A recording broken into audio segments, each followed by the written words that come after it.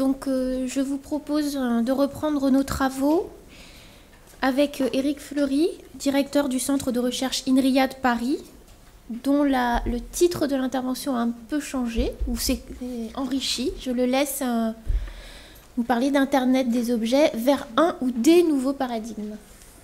Merci, bonjour à toutes et à tous, et merci pour cette invitation. Donc oui, j'ai voulu prendre un peu le contre-pied, ou présenter une autre facette des objets connectés en prenant le parti pris de vous montrer ce que ça peut changer en informatique, d'accord, de façon très générale. Et donc, objets connectés, j'ai relié ça à Internet des objets, et puis bien sûr, j'essaierai de refaire un parallèle avec la santé et prendre des exemples, et de revenir, puisque je suis le fossoyeur de la liberté, je vais essayer de porter haut ces couleurs. Alors je serai certainement un peu plus optimiste. Donc oui, l'homme a perdu sa tête, d'accord. Nos objets connectés nous font qu'on n'a plus de tête, plus de mémoire. On devient dépendant de cet objet, mais bon, j'avais avant mis cette citation de Michel Serres, c'est « Les nouvelles technologies nous ont condamnés à devenir intelligents ». Donc j'aimerais pousser ça, c'est-à-dire qu'on porte notre mémoire, comme ça mis sur cette photo. Notre mémoire est externalisée, vous pouvez pousser jusqu'à l'image du cloud, mais vous devez être intelligent pour utiliser cette mémoire et utiliser ces nouvelles technologies. Alors le plan est hyper simple. Premier tour d'horizon des objets connectés et essayer de montrer quelles sont les ruptures de paradigme qu'on peut en avoir en informatique, pure et dure. Et on verra en fait que ce changement de paradigme, dans le sens où la façon dont on fait les calculs change avec les objets connectés, eh bien, c'est les mêmes problématiques que, j'ai envie de dire, vous avez dans les objets connectés en e-santé ou en e-médecine. Parce qu'en fait, c'est les mêmes problématiques qui viennent derrière et qui sont importantes à prendre en compte. Quelques opportunités pour voir comment se sont développés les objets connectés dans notre vie de tous les jours, et puis après le parallèle à e-santé, et puis une conclusion rapide. Alors il y a quelques images qui datent, qui doivent dater de 2014, donc tous ces chiffres sont multipliés par 100, par 1000, par 10 000, j'en sais rien, d'accord. J'ai pas essayé de reprendre, et je m'en excuse, quelque chose à jour. Donc ça, c'est par seconde. D'accord, c'est qu'est-ce qui se passe par seconde sur Internet. Et donc, par exemple, par seconde sur Internet, en 2014, vous aviez 72 heures d'enregistrement vidéo dans YouTube. Donc, c'est juste pour donner des ordres de grandeur. Et là, mon propos, c'est juste de vous montrer qu'on est dans un monde numérique et qu'il y a peu de chances qu'on en échappe. D'accord, c'est un fait. Je ne dis pas que c'est bien, je dis juste que c'est un fait. Je vais être hyper pragmatique là-dessus. C'est pas pour ça qu'il faut être bisounours non plus. Mais nous vivons dans un monde connecté et numérique, et c'est la réalité de tous les jours. Alors vous pouvez regarder des choses toutes les 60 secondes. Alors, il y a des choses qui sont plus inquiétantes, hein, qui est comme le nombre de PC infectés par minute. Bon, il est petit, mais pas négligeable non plus.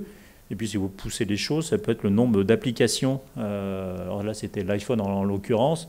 Hein, vous avez 13 000, alors je ne sais plus quels sont les chiffres actuels, encore une fois, hein, j'ai dû mettre les références, c'est GoGlobe qui publiait ça, ce genre de schéma très générique, qui vous donne juste un ordre de grandeur de ce qui se passe sur l'Internet, comme on l'appelle, et 13 000 applications iPhone téléchargées par minute. Ça vous donne effectivement ce qu'on a vu juste avant, le taux de pénétration dans la population. Et j'ai adoré ce crowbar où on voyait le taux d'acceptation, le temps de pénétration de l'électricité à les objets connectés est passé de 40 ans à 2 ans, je crois, pour les objets connectés. Et instantané, nous a-t-on dit, pour l'IA. Encore faudrait-il savoir ce qu'il y a derrière ce mot IA. Une autocourbe que j'aime bien, qui est artificielle dans le sens où vous pouvez la tracer à la main. Encore une fois, ce n'est pas des données, alors ce qui n'est pas très scientifique de ma part. Alors si, c'est Cisco, c'est sorti de Cisco, mais la courbe elle-même peu importe, peu importe que ça soit 50 milliards ou 40 milliards, la seule chose qui m'intéresse dans cette courbe, c'est que depuis 2005, le nombre d'objets connectés a dépassé la population mondiale. C'est ça qui est important dans la courbe.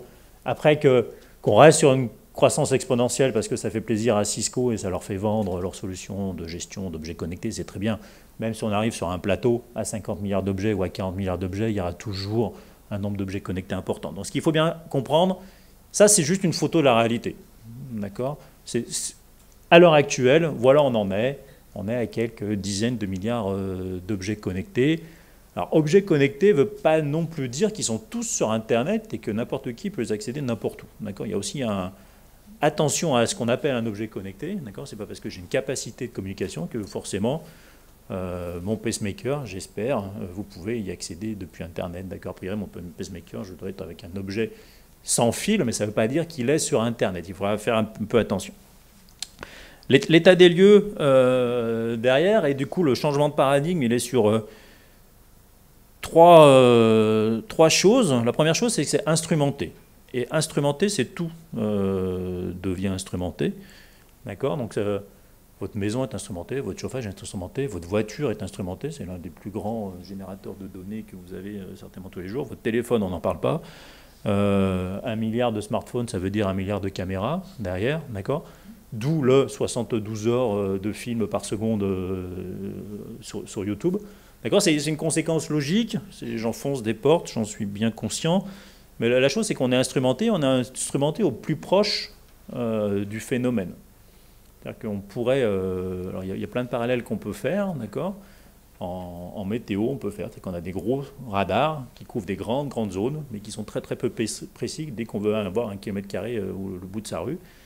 Et dans le même temps, vous avez dans votre rue peut-être 200 stations météo individuelles déployées par chacun d'entre vous. Ces téléphones, c'est ces choses qui donnent la météo, l'hygronénométrie.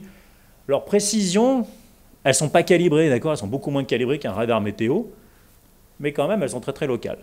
Et donc l'instrumentation, et là je le vois dans un plus, c'est-à-dire qu'on a une couverture microscopique très très dense, et c'est pour ça que quand je dis que tout est instrumenté, c'est que tout est instrumenté, potentiellement avec des données qui sont peu précises, peu fiables, et pas calibrées, et ça c'est un vrai problème quand on parle de capteurs, c'est que les choses ne sont pas calibrées. Donc attention, il se peut que ma station météo, qui soit la même que celle de mon voisin, ne donne pas du tout la même température extérieure.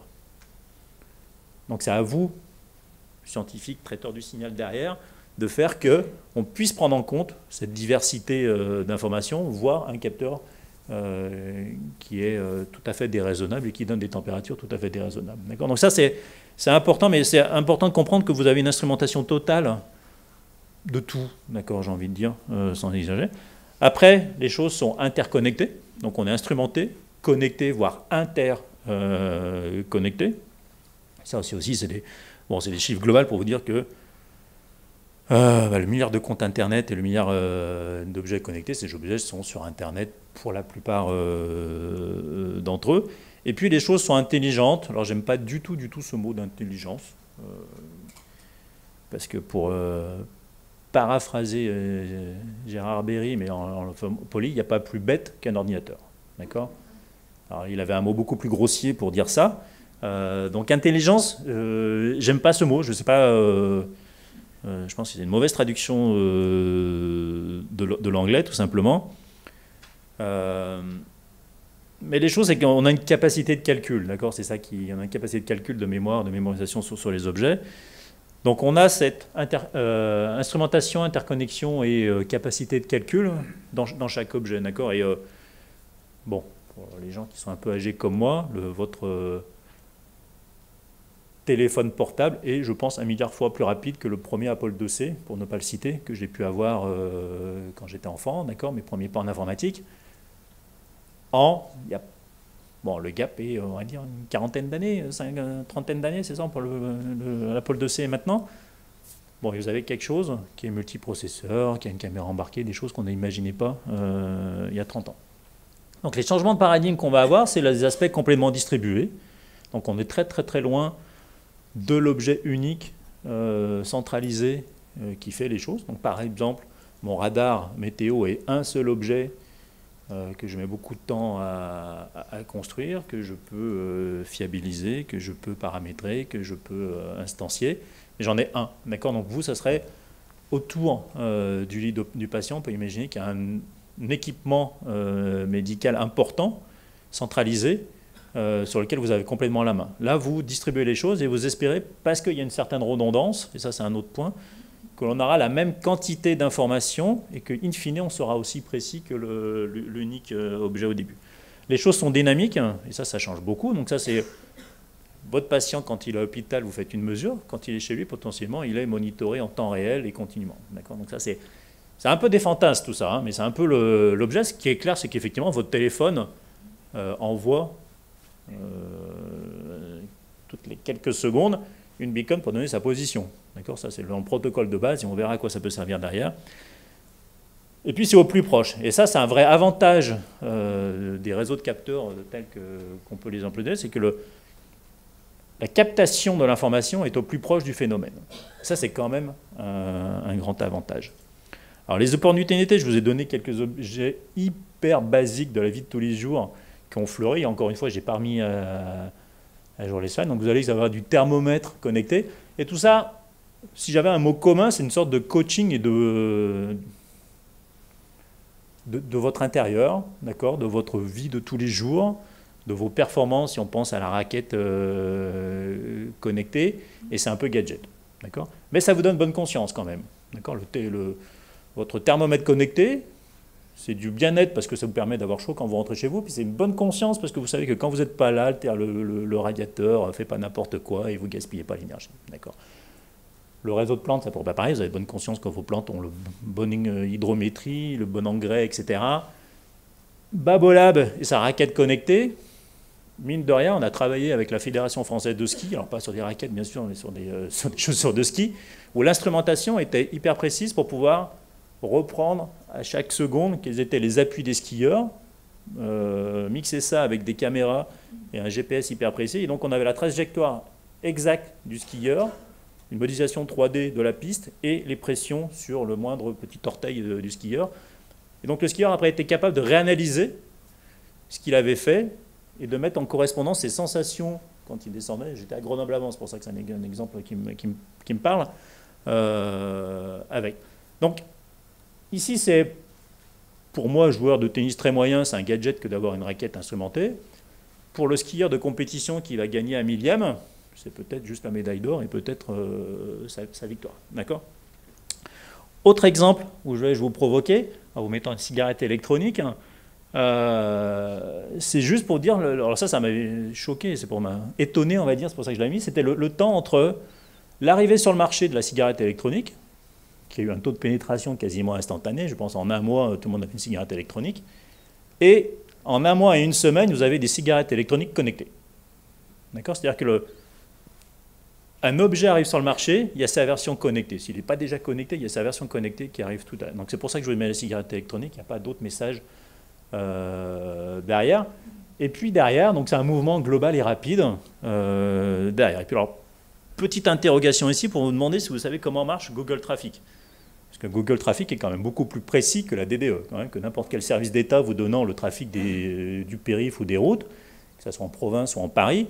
Alors vous avez Waze, vous avez d'autres applications que Google Traffic.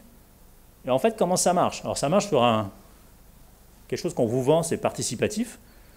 D'accord? Google Traffic, si je vous le résume en 3 mots, vous avez tous un téléphone, vous utilisez tous Gmail par exemple sur votre téléphone. La seule chose que fait Gmail, c'est qu'il envoie régulièrement la position de votre téléphone derrière. Si vous récupérez toutes les positions, vous avez la vitesse de votre téléphone, d'accord, combien de mètres j'ai fait en une seconde, et sa position. Donc si vous allez assez vite, on sait que vous êtes sur une route, on recadre sur la route, et on voit la position. Si vous êtes sur une route où vous avancez à 1 km/h, c'est que le trafic est rude, d'accord, et dense, comme on dit à Paris, donc un bouchon, grosso modo, alors que si vous arrivez à rouler à 60 km/h, c'est que le périph' est fluide, d'accord. Et donc c'est uniquement ça. Google se sert uniquement de vous, d'accord, pour in fine, vous redonnez un service, donc ça, c'est et après, gardez toutes vos données derrière. c'est exactement la même chose que le service de localisation sans GPS. Quand vous ouvrez votre Mac, vous êtes localisé, on sait exactement où est-ce que vous êtes. Comment fait Apple? C'est exactement la même chose. Il a juste scanné l'ensemble des stations Wi-Fi que vous avez avec toutes les adresses Mac. Si votre Mac voit 3 adresses Mac de stations Wi-Fi, on sait où vous êtes. Donc c'est encore une fois juste le pouvoir des données massives appliquées. Donc il n'y a pas de magie derrière.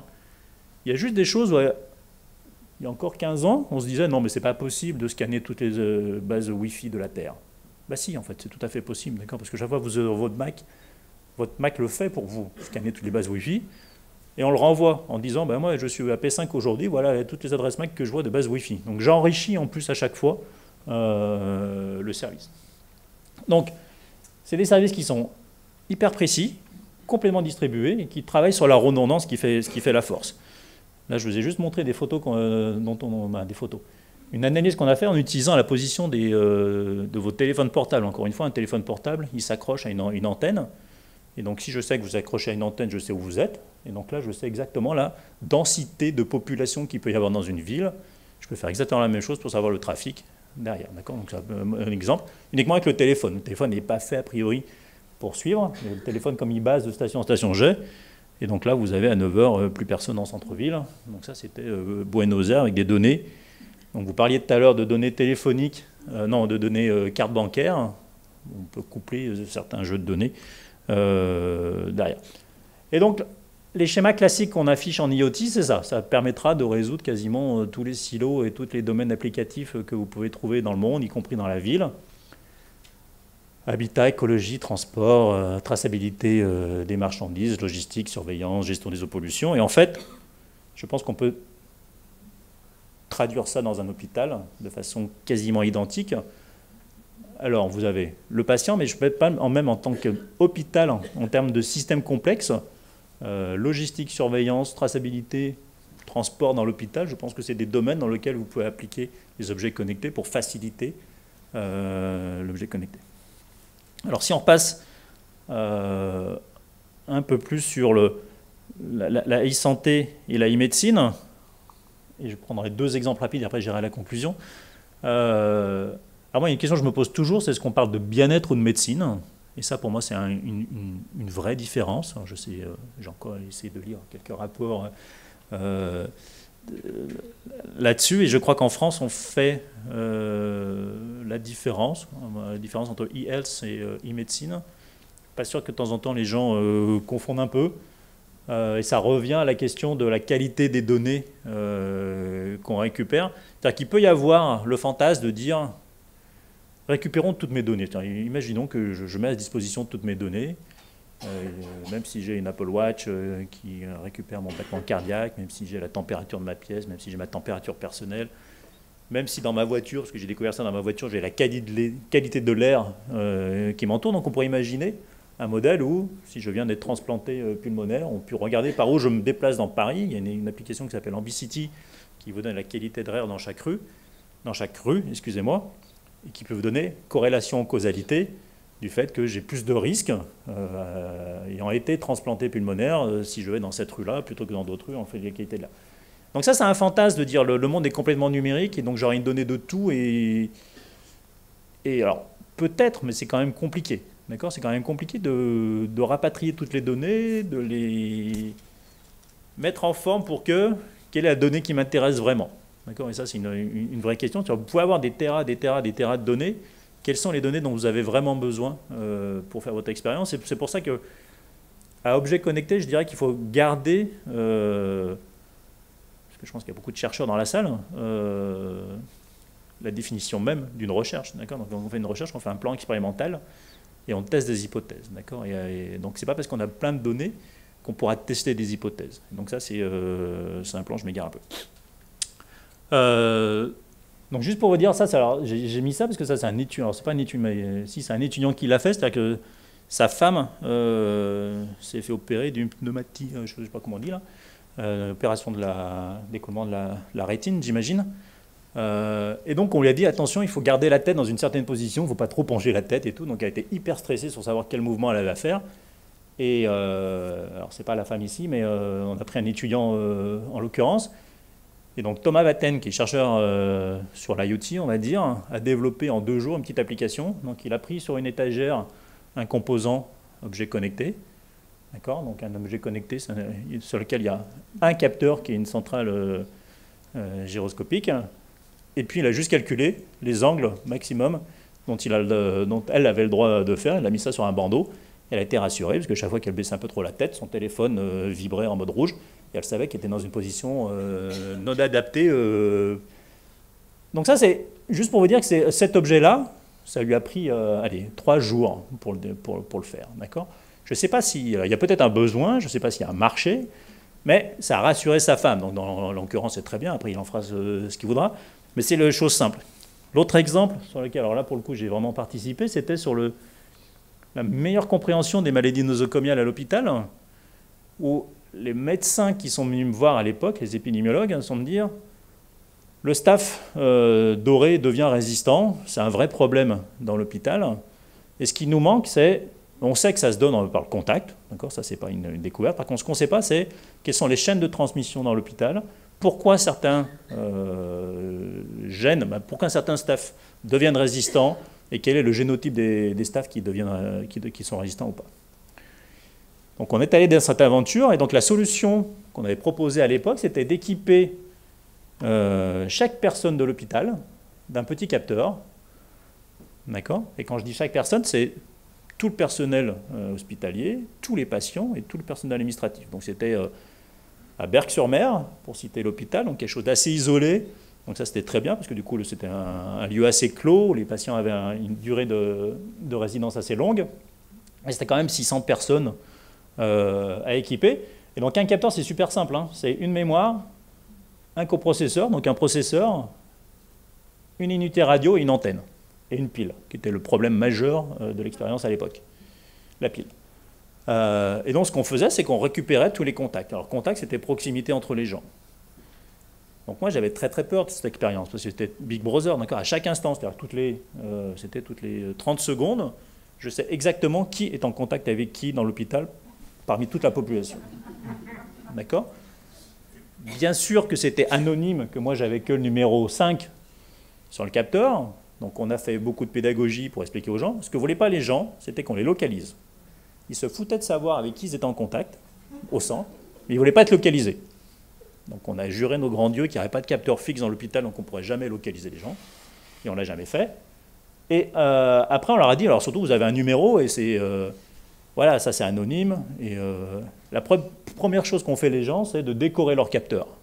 C'est-à-dire que le numéro 5, ça ne parlait pas à la personne, donc ils ont mis des stickers pour les reconnaître. D'accord ? Donc les questions d'anonymat sont assez étranges quand on déploie une expérience. Alors bien sûr on est passé devant la CNIL, bien sûr on est passé devant le CPP, hein. On a fait ça dans les règles de l'art. Et puis après vous pouvez... à partir de ça, bon là on a pris 50 malades d'un service, vous pouvez regarder à partir de quand ils ont été colonisés par un staphylocoque doré, et si c'était un staphylocoque résistant ou susceptible à la métécine, etc.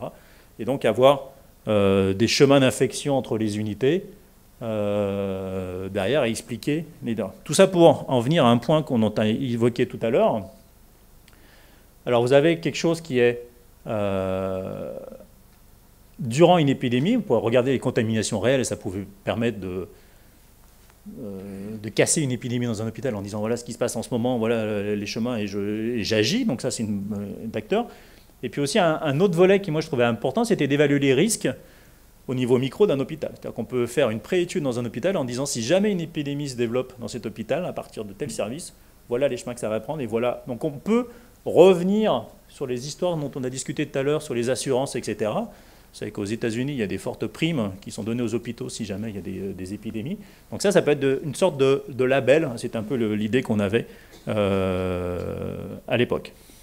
Alors, gardez en tête IoT, Big Data et IA. Je vais quand même le prononcer une fois. Derrière, première conclusion, je pense que les technologies et l'environnement pour le faire sont là. Et que c'est encore souvent sous-exploité. D'accord ? Pour l'instant, on est très très frileux, j'ai l'impression, sur le développement. Je vais aller juste sur un point, mais que vous devez connaître, c'est que 70% des données sont produites par des individus, sont collectées et sont dans le cloud. D'accord? Donc ça, c'est... Et que si vous regardez la carte du monde sur la puissance des données, voici à quoi ressemble le monde. D'ailleurs, avec la Chine n'est pas du tout en reste sur le traitement des données. Contrairement à ce qu'on aurait pensé. Donc ça, c'est grosso modo, hein, c'est ces cartes, on redessine la puissance d'un pays en fonction de son pouvoir économique. Là, en l'occurrence, des données qu'on traite. Donc l'Europe n'est pas très forte par rapport aux États-Unis, qui sont, et donc les États-Unis avec les GAFA, mais la Chine qui a pas son mot.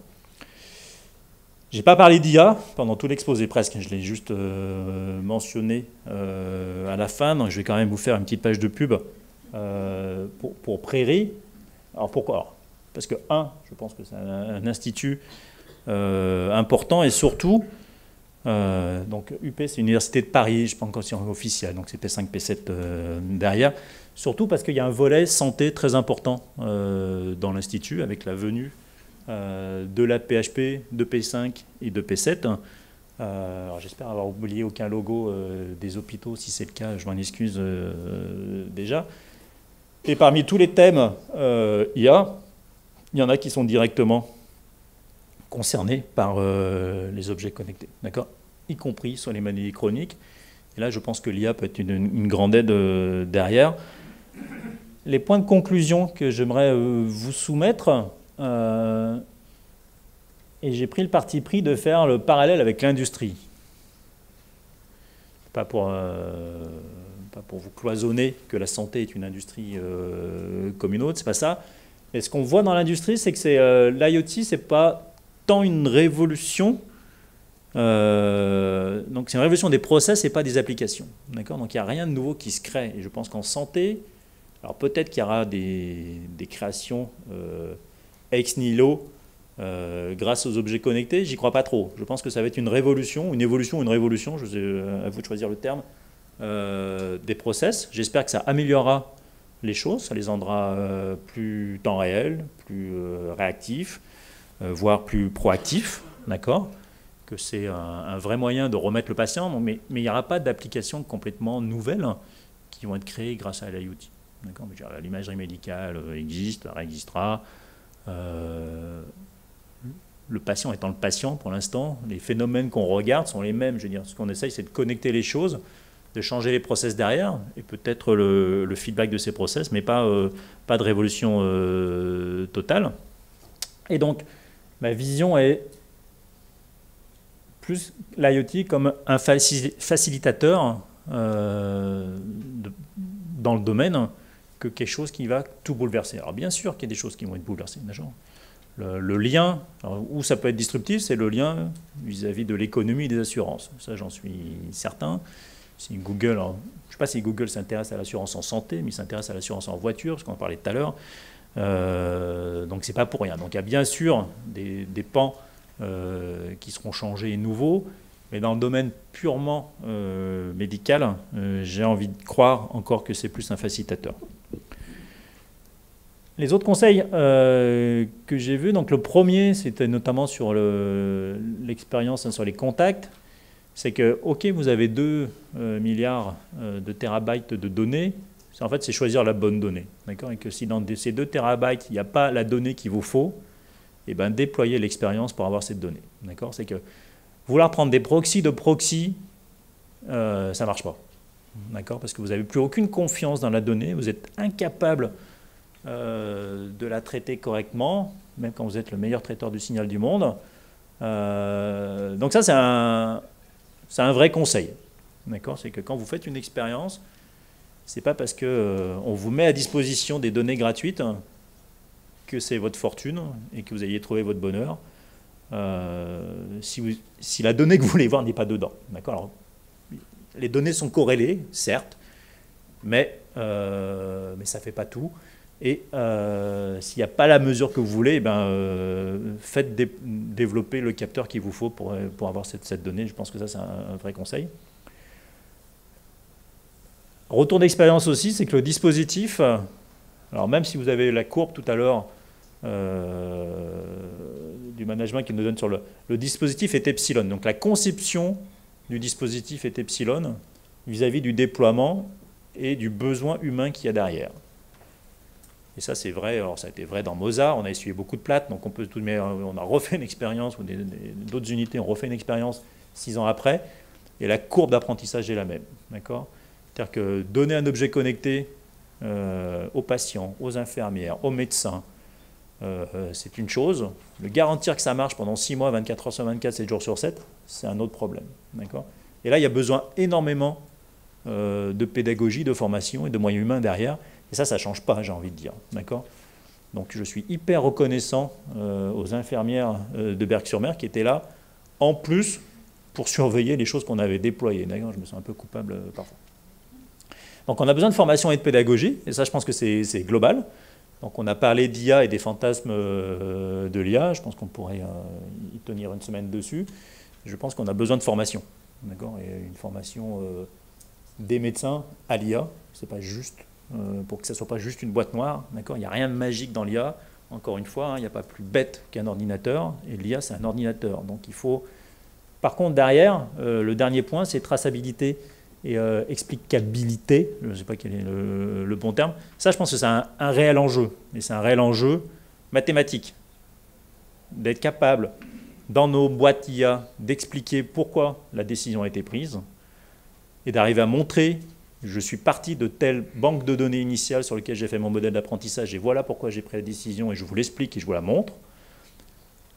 Et donc, entre-temps, je n'ai pas triché, c'est-à-dire que je n'ai pas rajouté des données pour surapprendre. Derrière, ça c'est un vrai besoin, et c'est un vrai besoin, c'est un vrai challenge mathématique au cœur de l'IA, au cœur de la théorie de l'IA. Donc je pense que c'est un vrai besoin sociétal, c'est-à-dire que les questions qu'on a souvent, c'est on va décider pour moi, je ne saurais pas pourquoi on a décidé, j'aurais pas d'explication, je ne pourrais pas tracer les choses. D'accord ? C'est vrai peut-être maintenant. D'accord ? Effectivement, dans le bandeau de Netflix en bas, on ne vous dit pas pourquoi on vous propose à la fois un film de philo et un film grand public.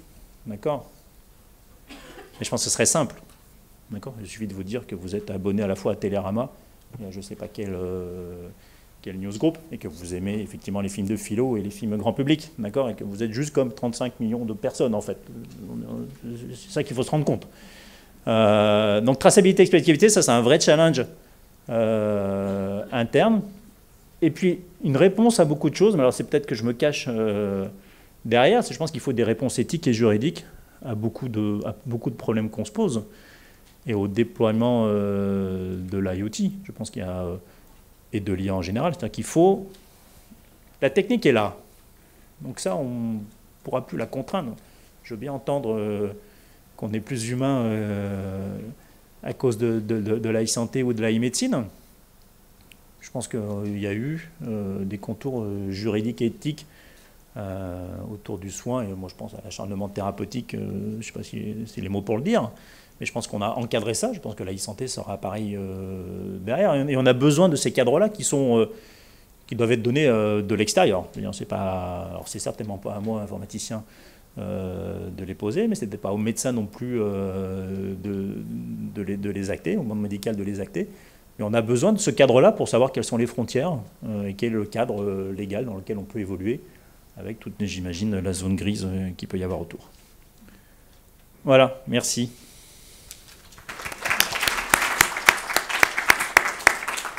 Oui, c'est à la minute près. Merci beaucoup. C'est une chance.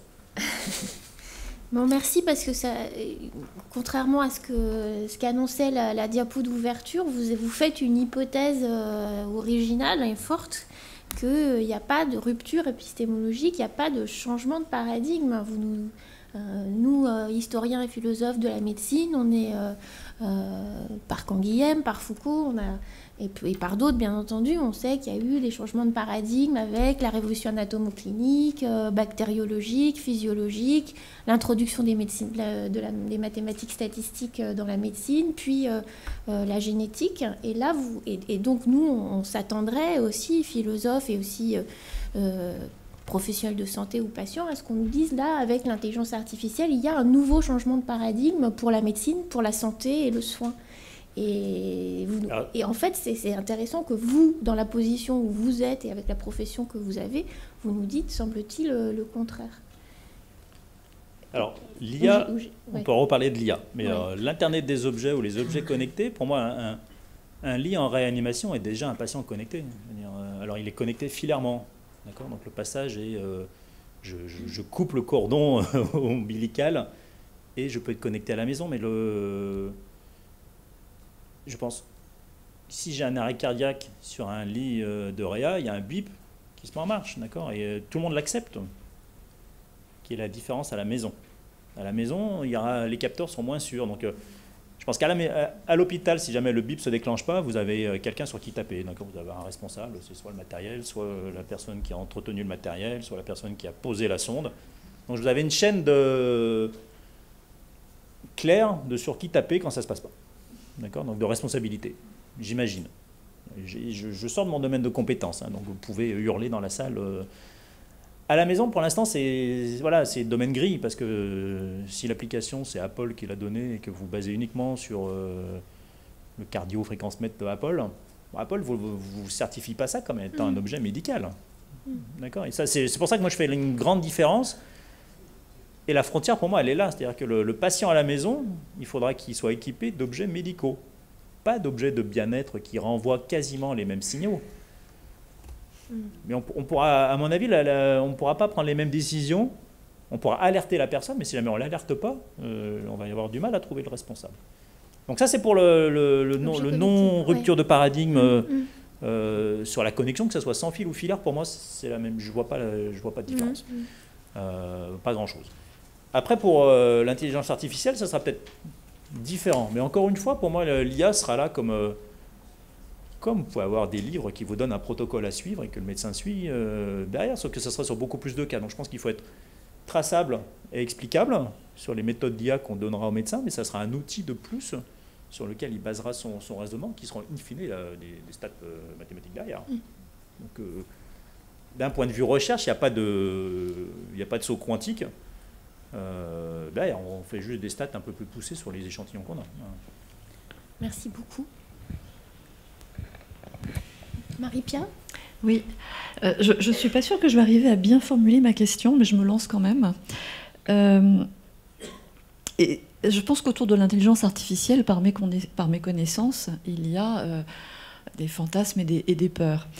L'une de celles que j'ai entendues le plus récemment, c'était de dire on arrive à des algorithmes qui sont auto-apprenants, non supervisés, et donc comment ça rencontre l'impératif de traçabilité et d'explicabilité que tu mentionnais dans ta diapositive de conclusion? Ça, c'est ma première question, et puis j'en ai une seconde derrière s'il reste du temps. Alors, je pense que cet impératif de traçabilité et d'explicabilité, il est même pour les algos semi-supervisés. Je pense qu'il est le fait de pouvoir garantir la base de données sur laquelle on a appris et montrer que c'était bien cette base, qu'on n'a pas pu tricher entre-temps, qu'on n'a pas rajouté des cas. Je pense que c'est important. Alors oui, il y a des algos non supervisés. D'accord, on travaille dessus. J'en connais encore une fois. Alors ceux que je connais, on triche un petit peu. C'est-à-dire que non, mais l'exemple que je connais, c'est vous prenez un film, donc vous donnez des films à votre ordinateur à manger, donc il regarde les films, d'accord. Et puis en même temps que vous lui donnez les films, vous lui donnez les scripts des films. Donc il mange le film et le script. Et puis après, tu vas lui dire, donne-moi toutes les scènes où on joue du piano. Et il va te sortir les scènes où on joue du piano. Et tu n'auras jamais tagué les scènes avant. Donc ça ne sera pas semi-supervisé, mais il y a quand même une grosse base de connaissances derrière. D'accord ? C'est-à-dire que le fait que la première hypothèse que tu fais, c'est que le script est synchrone avec le film. Alors, ce qui est vrai dans la plupart des films, d'accord, a priori, que le scénario est bien le film qu'on fait. Il y a plein de grosses hypothèses derrière, sur des continuités, des choses comme ça. Et oui, là, on peut. C'est-à-dire qu'après, parmi tous les scripts, tu dis ces actions m'intéressent, et l'ordinateur est capable de te ressortir les scènes dans lesquelles on joue du piano, on verse à boire, peu importe. Parce que tu as clusterisé en quelque sorte au début, et après il le reconnaît lui-même, sans apprendre ce qu'il allait apprendre. D'accord ? Donc ça, c'est un peu la magie de la chose, mais qui est beaucoup d'informations in fine, et qui est une formation continue et synchrone. Donc on peut imaginer qu'on peut faire la même chose entre images et texte sur d'autres choses. Et là, mais la question se pose la même chose sur in fine, le modèle qui est, quand tu lui donnes un autre film et il te sort la scène on joue du piano, bah, ce modèle-là, il faut être capable de dire comment il l'a reconnu, à partir de quoi, et qu'est-ce qui a construit son modèle, et pas juste la matrice des poids du réseau de neurones. D'accord ? Ça, je pense que c'est un vrai enjeu. C'est un vrai enjeu, et montrer que quand tu as fait ça, tu n'as pas triché en mettant des films que tu n'avais pas dit non plus, tu vois, où il n'y a que des jeux de piano, en me disant piano, piano, piano. Non, mais c'est ça qui est important. Et donc, tout à l'heure, on me posait la question, quels sont les défis en informatique ? Donc, je dis oui, il y a l'IA, certainement. Il y a peut-être le quantique, et puis il y a tout ce qui est certification des algorithmes, d'un point de vue général. Ben, je pense que la certification des algorithmes en IA doit être au top de nos priorités.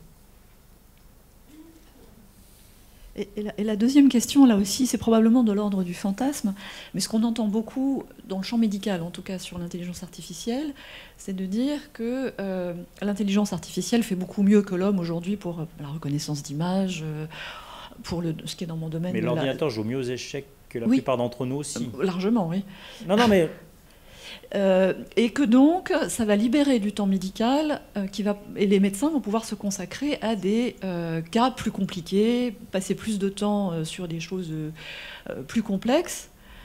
Sauf que la capacité à résoudre les cas complexes, à mon sens, elle part du fait qu'on a vu des milliers et des milliers de cas simples. Si demain, les milliers de cas simples sont vus par l'intelligence artificielle, il n'y aura plus d'experts. Mais peut-être que c'est de l'ordre du fantasme. Alors ça, c'est faux fantasme, j'ai envie de dire. Faux fantasme. Parce que, non, mais parce que moi, en tant que avec tous les guillemets, parce que je ne suis pas concepteur de système d'intelligence artificielle, mais le but n'est pas de remplacer, au contraire. Je pense que un système qui soit supervisé, on a besoin d'experts. Donc si le système tue les experts, c'est juste la branche sur laquelle on est assis et on sera incapable de faire la génération 2. Donc ça serait, je pense que la solution, elle est là, d'accord ? Donc si jamais vous avez un système qui vous remplace, eh ben, il aura juste une génération 1, il ne verra jamais la génération 2. Parce que je ne crois pas au système expert qui apprendra aux autres systèmes experts. Il y a une limite à la mise en abîme des choses. Donc non, et puis je pense qu'il faut le voir comme une aide à la décision. Et en tant que citoyen, j'ose espérer qu'il n'y a pas encore un truc où je mets juste le petit doigt et on me dit c'est ça, et je récupère mon tas de pilules, quoi. Je pense qu'on en est encore très très très loin, et c'est bien. Par contre, oui, analyser de façon automatique des images et vous dire s'il te plaît, regarde dans cette zone, je pense que c'est une aide.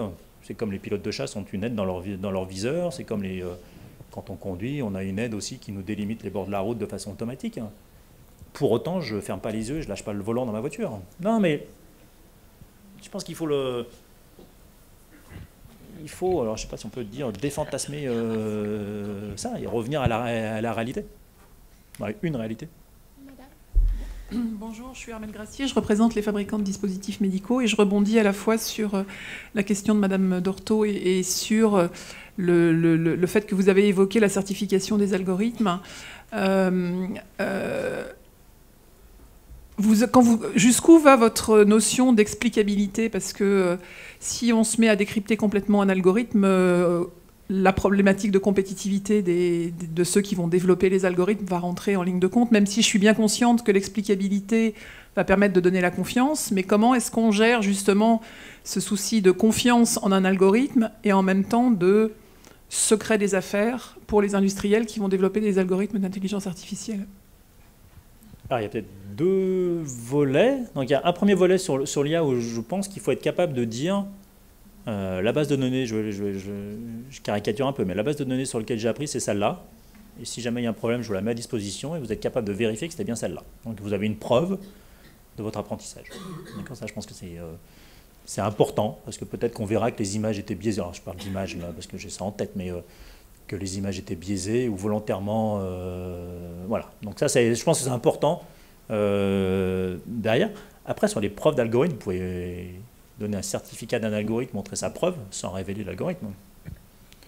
Je pense que ça, c'est des choses aussi qu'il faut pousser. Alors, traçabilité, certification en IA, c'est de la recherche pure et dure. Hein. C'est un des enjeux de l'Institut Prairie. Donc, c'est pour 5 ans, on va dire, parce que nos chercheurs sont très bons. Mais non, mais c'est un vrai challenge, dans le sens où c'est vraiment là-dessus qu'il faut investir, je pense. Il faut aussi investir sur aller toujours plus vite, mais ça c'est un peu un leitmotiv classique, je pense qu'il faut aller là-dessus. Donc, après, sur compétitivité entre algorithmes, si vous montrez qu'il fait la chose pour laquelle il devait faire, vous avez une preuve de ça, ça va. Ce ne serait pas obligé d'ouvrir le capot, et surtout pas aux concurrents. Je pense que ça c'est... Par contre, vous pouvez montrer un certificat et on est capable, on prend les specs, les codes, et on trouve que c'est la bonne preuve. Oui, bonjour, Maxime Elbas, Centre du sommeil à l'Hôtel-Dieu. Donc je suis tout à fait d'accord avec vous pour les évaluations des objets connectés, devices médicaux et pas gadgets bien-être. Ceci étant, il existe des objets connectés santé. Donc je ne suis pas du tout d'accord avec vous sur le fait qu'il n'y a pas de disruption sur les objets connectés. Pourquoi ? Parce qu'actuellement aux États-Unis, alors on prend l'exemple des États-Unis parce que c'est le pays où il y a plus d'objets connectés au monde. Ils font des études avec des objets connectés de devices médicaux pour faire des études épidémiologiques, des études de recherche pharmaceutique qui vont beaucoup plus vite que les process actuels. Donc, pour améliorer la recherche, je pense que cet outil, ce vecteur, peut favoriser une meilleure compréhension d'un médicament plus rapidement que d'attendre 5 ans à l'évolution de ce traitement. Alors, en plus, je l'avais peut-être mis dans mon slide sur l'étude dans les hôpitaux, parce qu'on avait aussi comme voie de sortie qu'effectivement, ça peut me permettre, si on connaît mieux la résistance de certains à des pathogènes, d'anticiper certains médicaments dessus. J'ai un peu l'impression que c'est quand même... Mais je sais pas, parce que je ne connais pas le domaine. J'ai l'impression qu'on raccourcit les temps, mais est-ce qu'il y a vraiment un changement de paradigme total ? C'est... Parmi toutes les pistes qu'on pourrait explorer, ça veut dire c'est celle-là qu'il faut aller voir en premier parce qu'on a de bons indicateurs mais je ne sais pas. Honnêtement, je veux bien que vous m'expliquiez plus et qu'on en discute après parce que je pense que je vais répondre à côté. Je vais être honnête. Bonjour. J'aimerais savoir, est-ce que selon vous, il serait possible de revoir la cartographie des métiers de la médecine et y intégrer justement... Moi, je suis juste directeur d'un centre de recherche en informatique. Et y intégrer... De Paris. Ne tweetez pas, s'il vous plaît. INRIA revoit la cartographie des métiers de la médecine. Je pense que ça serait un buzz, mais peut-être pas le bon buzz. et y intégrer cette notion, justement... competencies, développement informatique et IoT. Alors, la composition formation à l'informatique au sens large, que ce soit informatique, IA ou IoT, je pense que oui. On en avait discuté quand on avait fait un RHU, on en rediscute avec P5 et P7 en ce moment sur l'Institut IA en disant que... Donc ça, c'est oui, d'accord, mais c'est pas la santé. Je veux dire, c'est la population française qu'il faut éduquer à l'informatique, d'accord. Là, je vais être franc et... Je veux dire, vous apprenez les mathématiques depuis la maternelle, mais on n'apprend pas l'informatique. L'informatique, vous la voyez, je sais pas, en terminale, à la rigueur, peut-être... D'accord, donc c'est juste un scandale. D'accord, donc c'est pas spécifique à la santé, c'est global à toute notre population. Je veux dire, vous connaissez tous le discours d'Obama en disant qu'il faut apprendre à lire, compter et programmer. Alors même si le mot programmer n'est peut-être pas le bon, mais voilà, ça c'est une base. Je veux dire, c'est une base. Si vous ne voulez pas laisser filtrer tous les fantasmes qu'on peut avoir sur tout ce qui est le numérique, oui, il faut une formation globale au numérique. Et donc encore plus pour le domaine de santé, et j'en suis convaincu, oui. Ça pouvait être shooté. Bon, je sens la salle un peu perplexe devant ce programme de formation. Comme quoi vous avez parlé à un public effectivement français. S'il n'y a plus d'autres questions, je propose, devant toutes les questions qui ont été ouvertes par les 3 intervenants, d'y repenser et d'en faire des pistes de recherche pour nous tous, universitaires en médecine, en sciences humaines et sociales, en informatique, en numérique, et de bien les conserver à l'esprit et de déjeuner autour d'un buffet. En vous remerciant encore. Merci à tous.